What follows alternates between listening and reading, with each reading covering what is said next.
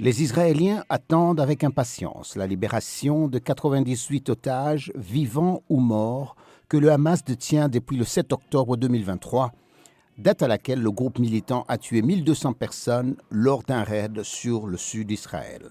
Dans la première phase de l'accord de cessez-le-feu, qui doit entrer en vigueur dimanche, le Hamas libérera 33 otages, des femmes, des enfants et des personnes âgées, dont 2 personnes ayant la double nationalité américano-israélienne.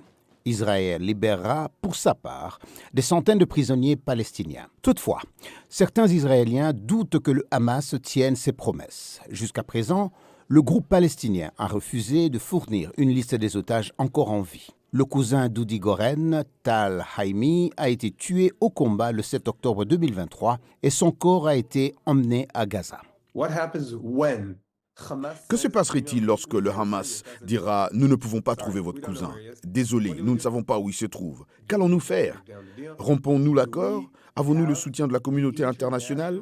Les garanties qui nous ont été données nous assurent que si c'est ce que fait le Hamas, alors l'accord prend fin. Selon l'accord, les discussions sur une trêve à long terme doivent commencer 16 jours après le cessez-le-feu. Certains analystes israéliens disent qu'il n'y a aucune garantie de parvenir à un accord final. Nous savons que les cessez-le-feu peuvent devenir temporaires, puis moins temporaires et plus permanents. Ce serait un très mauvais scénario pour Israël, pour la sécurité israélienne.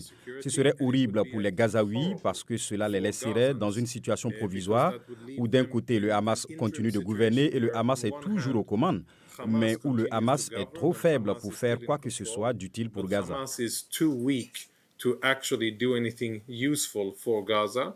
Les Palestiniens de Gaza se disent heureux de voir la fin de 15 mois d'attaques israéliennes qui, selon le Hamas, ont tué plus de 46 000 personnes et décimé le territoire.